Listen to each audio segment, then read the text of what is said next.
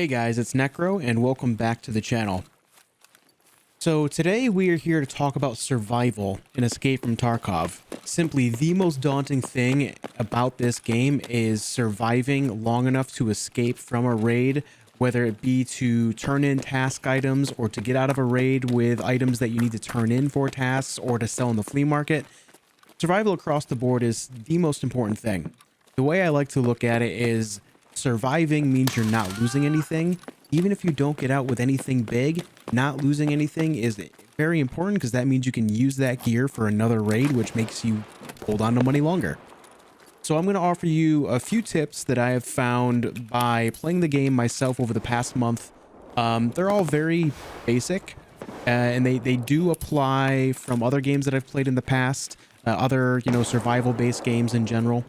Things like DayZ and Rust and a bunch of other survival games have a lot of the same premise, things they share in common with Escape from Tarkov as a survival-based game.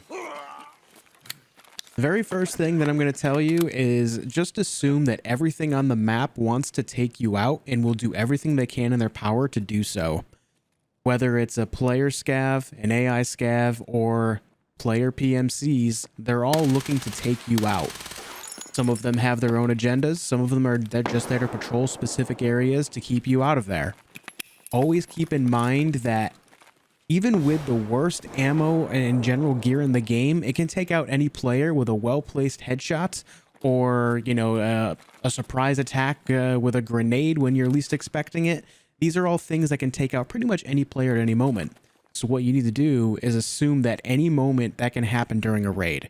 Make sure you stay frosty, keep your head on a swivel, make sure you're aware of everything around you. It may get annoying sometimes, but make sure you're checking every corner, especially if you're newer to the game. This will help you learn the map faster, which is another important thing we're going to talk about.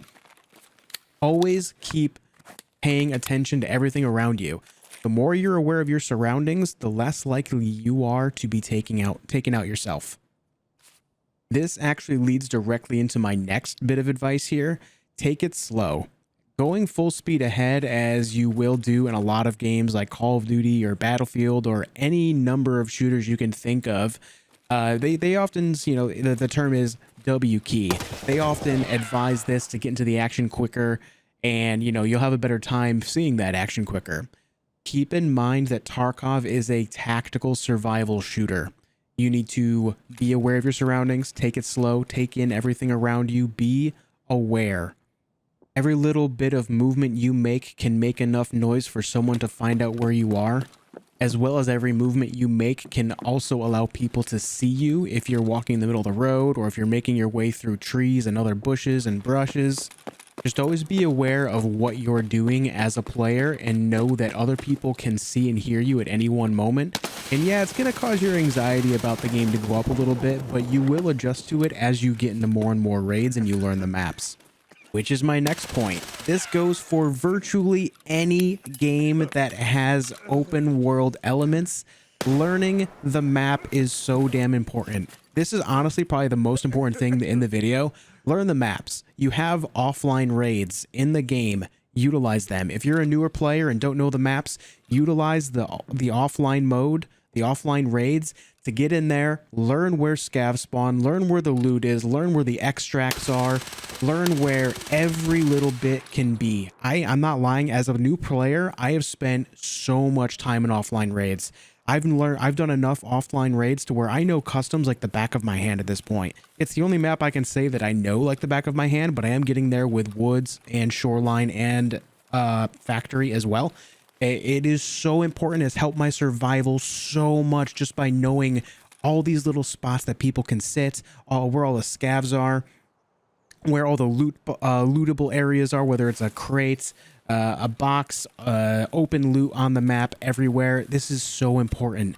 There is no shame. A lot of people are going to tell you on the internet, hey, just get good. Ignore those people. They're not there to help you. They're just trying to be demeaning.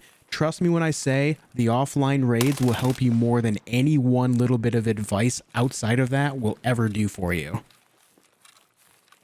Now that we got the most important bit of advice out of the way, another good bit of advice here is invest in good ammo. If you didn't know, Escape from Tarkov has tons of different types of ammo for every caliber that suits all sorts of different play styles, whether if you like to use SMGs to get in close and just hit fire away, or if you like to take long range shots with bolt action rifles or designated marksman rifles. These are all things that, you know, you need to use different things for different tasks and whatnot throughout the game anyway. That said, investing in the good ammo makes it so you are able to take out other players that much easier. Every type of ammo across the board has individual stats for penetration of different levels of armor, as well as different levels of flesh damage. These are both very important because there are some ammos that do amazing flesh damage to where they will just take out people without any real effort, as long as they're not wearing armor. If they're wearing armor, however, these high flesh damage ammo and ammunitions will not do much for you. These are all things that are very important, and I will include a link down below from No Food After Midnight that has been putting together ammo charts every wipe for a long time. I have no idea, but I've been using it myself. Shout out to him. I've never spoken to him before, but I do believe he streams as well and makes content otherwise. He has made a fantastic resource for the community, and I'm going to include a link down to it for you guys down below to use at your own will. This next bit of advice is going to become a matter of your own personal opinion as you use the different types of headsets in general, but make sure you're using headsets, whether they're the GSSHs, the Comtacs, the TAC Sports, the Sordins, or whatever extras that I've barely used myself. I think there's Razors and XLs. I'm not sure of how many others. Either way, I've used them all that I've been able to find in games so far. I think me personally, I like the Sordins the most so far, but I've gone through phases where I like the GSSHs a lot. I like the TAC Sports a lot. I like the Comtacs at one point. They all amplify and reduce different levels of noises. They can mute things like rain and other, like, you know, environmental noises a little bit to kind of help you out so you can hear the important things like footsteps and other types of movement. It's very important that you utilize these things because they also allow you to hear your own movement, so you can kind of gauge the noises that you're making across the board. You'll notice that when you're full on sprinting, you make a ton of noise, especially as your weight is increased in game, when you're heavier, when you have more loot in your bag, or if you have like really heavy gear on your PMC in general. These are all very important things to know, because knowing how much noise you're making is a very important thing that goes back towards the beginning of the video to kind of understand, you know, what people are able to know of your position, which is a huge deal. So again, use headsets. It doesn't matter which one you use, whichever one you like the most, as long as it helps you out, then that is the most important thing, because that will help you survive so much just by knowing the audio levels, as well as you're able to hear other people around you as they're making their own noises. The last tip that I have for you today, and this is something that I like to use in pretty much every shooter, even the run and gun ones like Call of Duty and Battlefield: reposition after taking shots. Whether you saw through a fight to completion, if there was a resolution, if you took out a guy or two and you know they're down, reposition anyway and wait it out for a moment just in case there's another surprise visitor around. Gunshots not only attract a lot of people to your position, but when people have survived and you might think they're dead, or if you know they're alive in general, they will know your last position. Even if you think that you have a great ambush point and you're like up on a cliff and they're down below, if they know you're there, they're going to be aiming it down, and you need to reposition so you can get cleaner shots faster. Even if they're an aimbot god, they still have to take that millisecond to aim at you. So if you do reposition and they don't know where you are, then you'll be able to take a shot or two for free and then reposition again.